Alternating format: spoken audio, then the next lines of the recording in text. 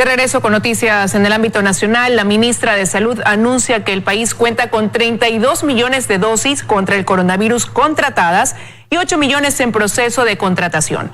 Los asambleístas cuestionaron sobre la falta de difusión del plan de vacunación que como consecuencia, dicen, provoca ausentismo. Jimena Garzón entregó información sobre la vacunación a la Comisión de Salud de la Asamblea Nacional. De 3 millones de dosis que se han inoculado, más de 1,5 millones se lo ha hecho en este gobierno. Señaló que tienen 32 millones de dosis contratadas y 8 millones están en proceso de contratación. Está la enmienda de Pfizer con 2 millones, Sputnik con 1 millón, Johnson & Johnson con 1 millón, Sinopharm con 1 millón y Moderna con 3 millones. A partir de julio esperan aumentar las brigadas de vacunación en todo el país. Vamos a tener aproximadamente casi 3,000 brigadas vacunando. Cada una de las brigadas va a vacunar a 200 personas. Por lo tanto, nosotros vamos a cumplir con vacunar al 72% de la población objetivo en 100 días. Mientras que a finales de agosto o inicios de septiembre empezarán a vacunar a las personas que tienen hasta 16 años. Algunos legisladores insistieron en que hay ausentismo en los centros de vacunación y que esto se debe a la falta de un plan de difusión.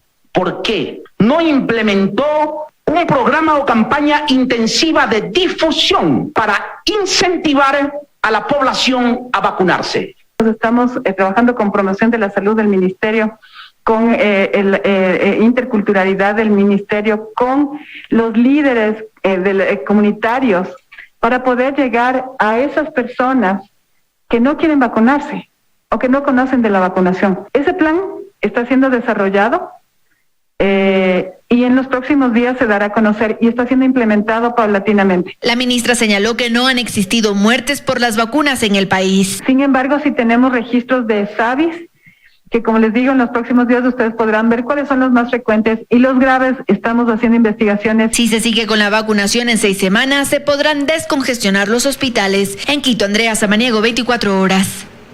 Y dentro del cronograma de vacunación, a partir del 28 de junio, inicia un nuevo calendario que incluye a población de otro rango de edad. Hasta el 18 de julio se vacunarán los ciudadanos entre 50 y 58 años, de acuerdo con la semana que les corresponde.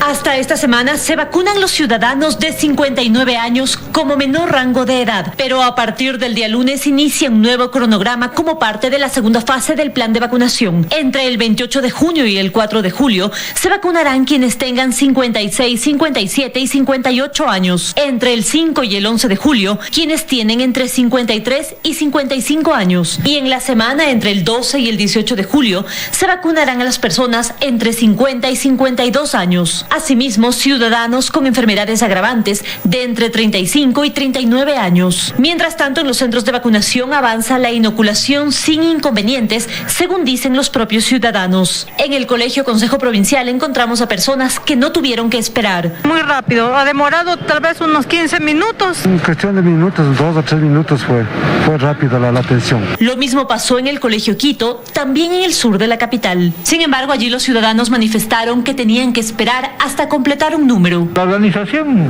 hasta ahora está bien. El problema es de que no nos dan información de que la vacuna es para 10 personas.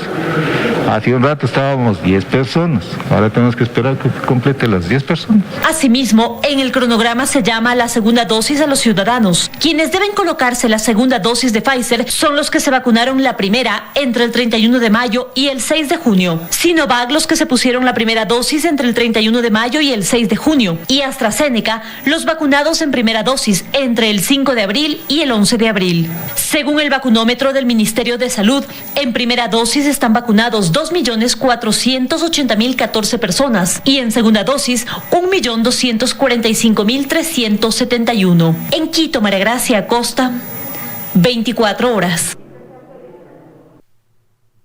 En ciudadanos que ya recibieron sus dosis contra el COVID, disminuyen las opciones de ser hospitalizados. Un hombre de 81 años con una enfermedad catastrófica y una mujer de 46, ambos contagiados de coronavirus, cuentan cómo vivieron la enfermedad gracias a la vacunación. Al final de este pasillo nos esperan a María. Tiene 65 años y hasta hace pocos días COVID-19. Era portadora de la mutación más peligrosa del coronavirus. Se contagió de la variante brasileña, pero la variante que ha matado a millones de personas en el mundo, a ella le ocasionó, o más bien no le ocasionó, esto. Yo no tuve dolor de cabeza, que me dolieron los huesos, que tuve fiebre, nada. Mi oxigenación se mantuvo en 97. Los síntomas hacían sumamente suaves. Ana ya estaba vacunada contra el coronavirus cuando se contagió. Y claro que se ha puesto a pensar en qué hubiese pasado si no lo hubiese estado. Y decía yo, ya estuvieron tomando café con rosquita en estos momentos. Porque, bueno, yo soy tercera edad, bastante vulnerable al tema.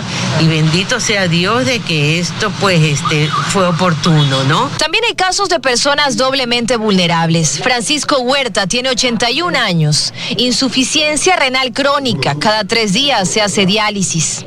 Hace 4 semanas, él, quien sería un paciente extremadamente complejo, se contagió de COVID. Si me da el COVID sin vacuna, a lo mejor no estaría contando. O estaría intubado. Que la gente no se vacune por miedo de que le metan un chip, de que se va a enfermar después de 2 años y se va a morir. Por el contrario, esto salva vidas como todas las vacunas del mundo. Pero pese a ello, los puntos de vacunación siguen luciendo así. Esta imagen demuestra lo que está pasando. Sillas llenas en el espacio de quienes se van a vacunar con Pfizer, pero vacías en el bloque de vacunación Sinovac. Todas las vacunas reducen la probabilidad de morir por COVID o de enfermar gravemente por COVID en un 95 al 100% dependiendo la vacuna. Todas reducen esa probabilidad. Los ciudadanos que se niegan a vacunarse dicen que alguien les dijo que la vacuna hace daño. Pero lo cierto es que no existen reportes científicos de lo que ellos dicen que alguien dijo. Pero que lastimosamente han invadido las redes, están causando pánico, temor en la ciudadanía. Los médicos le piden a los ciudadanos que aún dudan sobre si ponerse o no la dosis, que se hagan 2 preguntas. ¿Cuántas personas que usted conozca han tenido complicaciones médicas a causa de la vacuna? Frente a ¿cuántas personas que usted conozca han muerto a causa del coronavirus? Dayana Monroy, 24 horas. El presidente Guillermo Lasso cumple su primer mes de gobierno apoyado en una mejor gestión en el proceso de vacunación, la búsqueda de diálogos con gremios y sectores sociales y varios anuncios y decretos de políticas públicas. Guillermo Lasso cumple su primer mes de gobierno en cama, recuperándose de una operación en su columna en un hospital de Estados Unidos, con un proceso de provisión de vacunas y la vacunación misma que ha mejorado sustancialmente respecto del anterior gobierno, lo reconocen sus detractores. La vacunación daría la sensación que las cosas avanzan, digamos, de manera adecuada. ¿Cuánto responde esto a la nueva propuesta del gobierno o a las mejoras que hizo el gobierno anterior días antes de su salida? Eso de alguna u otra manera habrá que ver. En materia social se reconocen esfuerzos en salud y educación, aunque sostienen que 30 días es un lapso muy corto para evaluar a un gobierno. Se ve un presidente con capacidad de gestión y con capacidad de disposición y de ordenamiento de sus funcionarios y de las políticas. En materia política, Basabe sostiene que el gobierno está trabajando silenciosamente, reclama mayor transparencia sobre el acuerdo en la Asamblea. En cuanto a los términos de esos acuerdos, me parece que no habla bien de un gobierno que empieza, que creo que eso no le hace bien a la política pública del propio gobierno. En un momento se planteó como una posibilidad de un acuerdo entre distintas fuerzas políticas para darle gobernabilidad al país. Fue dado la espalda por el gobierno y el presidente de la República. Y eso creo que de alguna u otra manera golpea o deja debilitado el frente político del gobierno. Pero pese a ello, los diálogos y acercamientos a diversos gremios han logrado mantener la paz social, al menos hasta el momento, dice el analista político. Un manejo de lo político que sin ser evidente a la luz pública se lo ha hecho más bien guardando las distancias frente a la opinión pública a través de estos acuerdos. En materia económica, el gobierno se ha mantenido cauto, dice Basabe, mientras el asambleísta Pavel Muñoz sostiene que se ha hecho poco y reclama mayor agilidad en las propuestas legales, tributaria y laboral. En un mes se hubieran podido tener algunos de los ofrecimientos de campaña empezar a discutirse. Estoy pensando en una reforma tributaria y más bien los ofrecimientos de una reforma laboral preocupan porque me parece que ahí quieren dividir al mundo en dos.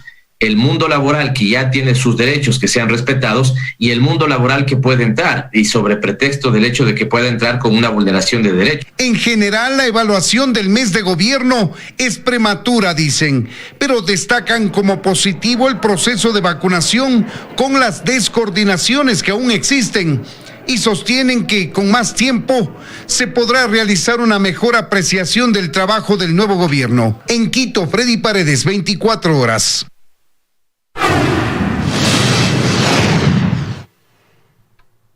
Fiscalía investiga a cuánto ascendería el perjuicio para el Fondo de Cesantía del Magisterio, el BIES y otras entidades que más del ISPOL habrían sido afectadas por presuntas inversiones irregulares. Jubilados del Magisterio y de la Policía piden que el destino de sus aportaciones sea aclarado. De los aproximadamente 100 millones de dólares que tiene invertido el Fondo de Cesantía del Magisterio en el mercado de valores nacional, 2 millones fueron puestos en las firmas Ecuagran y Delcorp a través de la Casa de Valores Citadel. Estas 3 firmas han sido intervenidas por la Superintendencia de Compañías por presuntas irregularidades. El Fondo de Cesantía del Magisterio, según Fiscalía, aparece en la lista de inversionistas institucionales clientes de Citadel. Marlon Tenecela, presidente de ese fondo gremial, dice no estar preocupado por las investigaciones que se emprenden, pues asegura que los fondos de los partícipes están asegurados. Porque estas empresas tienen de garantía los bienes de la empresa. Si es que acaso no termina de pagar las inversiones que hemos hecho, está la empresa con todas sus instalaciones. Ricardo Ramírez es coordinador de los jubilados del Magisterio en la provincia del Guayas. Y aunque ya no es partícipe del Fondo de Cesantía, pide a las autoridades esclarecer este tipo de transacciones. Que se supone, repito, están bajo control de organismos gubernamentales y que actúan con los permisos y todo lo demás. Para el especialista en mercado de valores Sergio Toraza, en este tema hay todavía muchos frentes que cubrir, pues a su criterio no solo deben ser observados los oferentes, sino también los contratantes. Es decir, que las personas que actúan se supone que tienen la suficiente calificación académica, experiencia y know-how respecto a lo que están negociando. Esta no es una historia de estafados y estafadores. No. Las dos partes son responsables. Desde el Banco del IES, que también aparece en la lista de clientes de Citadel, aún no se pronuncian. Hemos solicitado una entrevista con algún vocero y seguimos a la espera. Mientras Fiscalía define los presuntos perjuicios económicos de estas otras instituciones, se conoce que al menos 800 millones de dólares del ISPOL se habrían utilizado en inversiones irregulares. Que las investigaciones lleguen a total esclarecimiento y que reciban sanción cada uno de los responsables, y a la vez que se recuperen todos esos fondos. Francamente nos han causado, como le dije antes, que la salud, el sistema de salud de la policía esté totalmente colapsado. La instrucción fiscal de este caso durará 90 días. Aún 3 personas son buscadas por las autoridades. En Guayaquil, Carlos Acoto, 24 horas.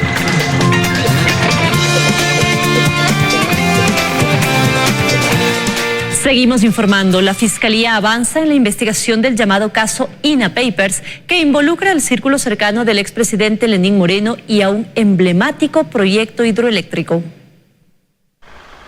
Por decisión de la Corte Nacional de Justicia, el contralor Pablo Celis seguirá en prisión y mientras tanto, la fiscal general del Estado, Diana Salazar, sostiene que el caso tiene suficiente sustento que demostraría que en el órgano de control se montó una estructura delictiva capaz de desvanecer glosas millonarias a cambio de dinero. Los chats del teléfono de Celis son evidencia nueva y contundente, dice.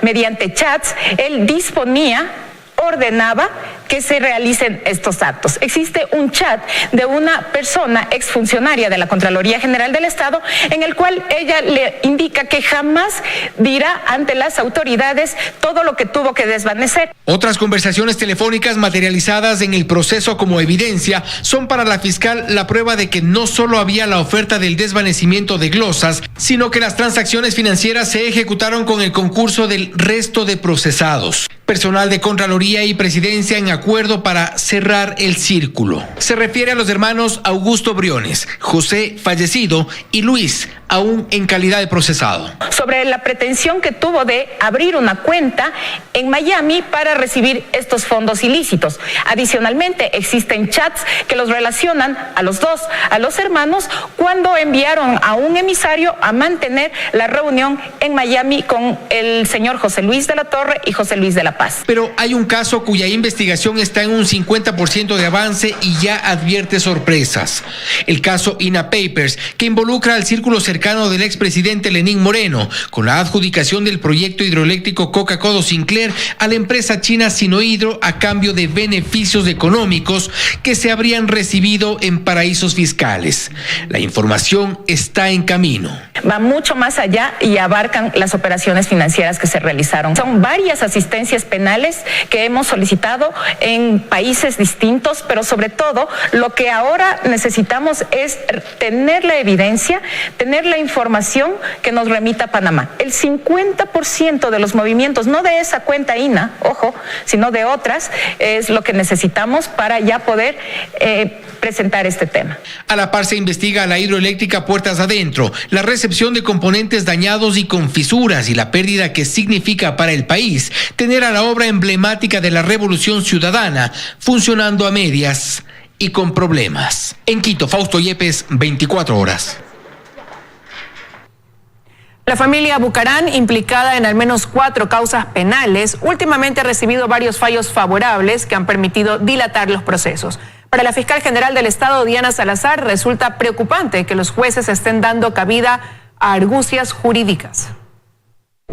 La resolución de nulidad emitida por la jueza penal de Pichincha, Verónica Medina, en el caso por delincuencia organizada en el que eran investigados Abdalá Bucarán Ortiz, su hijo Jacobo Bucarán Puley y 5 personas más, se dictó porque Fiscalía no le avisó 72 horas antes y con una notificación escrita a Jacobo Bucarán que se lo iba a arrestar. Para la fiscal general Diana Salazar, ese argumento es una artimaña más. Son estrategias y argucias jurídicas, lamentablemente son acogidos por los señores jueces. No solamente es este caso, son varios los casos que la acción de la justicia no está siendo efectiva. La familia Bucarán, implicada en al menos 4 causas penales, en los últimos meses ha recibido algunos fallos favorables que ha permitido dilatar los procesos, cambiar la prisión preventiva por medidas alternativas, ser sobreseídos y hasta recibir disculpas públicas a nombre de los ecuatorianos. Parece como una acción concertada de un poder tremendo que tienen los procesados sobre jueces. Existe sospecha de que aquí hay una mano negra en el sentido que sea política, económica, que ya empieza a ser sospechoso. Cuando están vinculadas a estas personas, todo sale al revés. En una conversación telefónica en la que intervienen 12 de los acusados de haber planificado y ejecutado actividades delictivas como la comercialización de pruebas rápidas para detectar COVID-19 y mascarillas en medio de la emergencia sanitaria. El uno, Abdalá Bucarán Ortiz, en cuya casa se encontraron cajas con esos insumos, y el otro, el israelí Shahid Ahan, detenido en Santa Elena y recluido en la penitenciaría del Litoral donde fue asesinado. Se dice esto. Yo tengo tu palabra, nadie va a tratar a matarme, nada de eso. Te hablamos de la palabra y yo mantengo mi palabra que yo en el tribunal te saco. Tiene que pronunciarse el juez y llevarte a un tribunal. Es ahí donde vamos nosotros a conseguir y negociar el tribunal, ¿entiendes? Pero ese tribunal nosotros lo podemos manejar. Con el Consejo de la Judicatura nosotros lo manejamos. Sí duele, ¿no? La ciudadanía se siente dolida porque ¿a qué llegamos? Llegamos a una conclusión. No hay una confianza en ciertos órganos jurisdiccionales. Por supuesto que es frustrante. Lo que tratan y pretenden es que estos hechos queden en la impunidad como siempre lo han venido manejando. De hecho, la nulidad que dictó la jueza Medina hace que el proceso por delincuencia organizada vuelva a la etapa de indagación previa y se tarde unos 6 meses más. Aunque todavía no está en firme porque la Fiscalía ya presentó su apelación oral y ahora será un tribunal de alzada el que decida qué pasará. Son otros tiempos. No importa las trabas que nos pongan. Vamos a continuar con los procesos. María Heredia, 24 horas. La explotación minera podría convertirse en una barrera para el diálogo que invita el presidente Guillermo Lasso a las organizaciones políticas del sector indígena. Hoy el gobierno reiteró su llamado al consenso, mientras Pachacutic insistió en que no tiene un acuerdo con el gobierno. Tan pronto se recupere de la operación que se practicó este miércoles en su columna, el presidente Guillermo Lasso espera convocar a una reunión a las organizaciones políticas del movimiento indígena. Así lo ratificó hoy el gobierno mediante un comunicado. En encontrar acuerdos, en ver los puntos de coincidencia. Personalmente fui delegado por parte del gobierno para recibir las propuestas del movimiento indígena hace 2 semanas en la ciudad de La Tacunga, en donde estuvieron no solo líderes de Pachacútec, del Ecuarunari, de la CONAIE, de sus bases, sino también autoridades. Sin embargo, la víspera, el coordinador de Pachacútec se pronunció reiterando que el movimiento político del sector indígena no tiene un acuerdo con el gobierno y que ningún miembro de ese movimiento está con algún cargo público. No tiene ningún vínculo de cogobernanza o administración de cargos públicos en el gobierno. Lo dijo en el marco de la designación de autoridades de la Asamblea Nacional y en el plano nacional reiteró que se opondrán a la expansión de la frontera minera en el país. La minería a gran escala en cuencas de agua, nacimientos de agua, en ríos y lagunas, nosotros firmemente nos mantendremos en la lucha y en la resistencia en la ampliación de la frontera minera en el Ecuador. Que las posiciones radicales no le hace bien al Ecuador.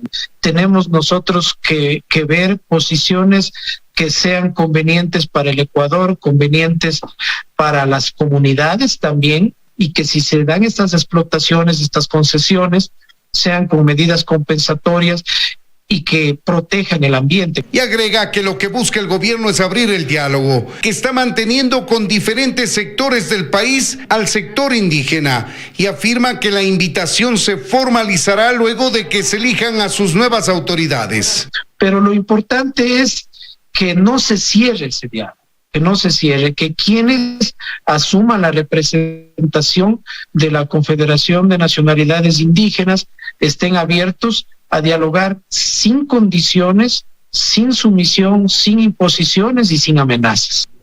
En Quito, Freddy Paredes, 24 horas. Personas refugiadas en el país han quedado con sus documentos vencidos mientras esperan gestionar una cita para el trámite respectivo, aunque la Cancillería asegura que la tramitación continúa con normalidad. La pandemia ha dilatado los tiempos de renovación. Son las filas que se forman al exterior de la Plataforma Gubernamental de Desarrollo Social, la sede hasta la que deben acercarse los ciudadanos para trámites respectivos a Cancillería y Movilidad Humana. Hasta este punto, ubicado en el sur de la ciudad, decenas de personas refugiadas llegan en busca de información. A raíz de la pandemia, los tiempos para renovar sus visas han cambiado y a algunos se les vencen sus documentos mientras esperan una cita. Este proceso para Magali tardó 2 meses. Pero por lo de la pandemia, pues no me habían... Sí, porque no estaba atendiendo personal allá en oficina. Me mandaron ese comunicado al correo. Mario, un ciudadano venezolano en condición de refugiado, cuenta que antes de que se venciera su documentación pidió información. Le aseguraron que la cita llegaría a su correo electrónico, pero nunca llegó. Me encuentro con la información, supuestamente ya había perdido la cita. Totalmente que fue falso, porque nunca me llegó. Entonces me dijeron que tenía que regresar a pagar un abogado para volverme a darme otra vez la cita. Le volvieron a dar la visa, pero en esta ocasión con una vigencia de solo 1 mes. Entonces estoy regresando a pedir otra vez información. No entiendo por qué sería tan poquito, ¿no? Por 1 mes. Sin embargo, según la Cancillería, se trata de casos aislados. Los procesos de atención para la renovación de las visas de protección internacional vienen funcionando sin ninguna dificultad. Regularmente. En el Ecuador existen más de 71,000 refugiados reconocidos. El 97% de este total son de nacionalidad colombiana, mientras que un 0,77%, es decir, 550 personas, son de nacionalidad venezolana. Existen 3,990 peticionarios que han presentado su interés de pedir la protección internacional al Estado ecuatoriano. Y en el caso de los solicitantes, en este momento tenemos un registro de 4,707. La Cancillería del Ecuador ha dado atención a más de 48,000 solicitudes de admisibilidad. Desde enero de 2018 ha generado más de 30,000 resoluciones. En Quito, Daniela Valencia, 24 horas.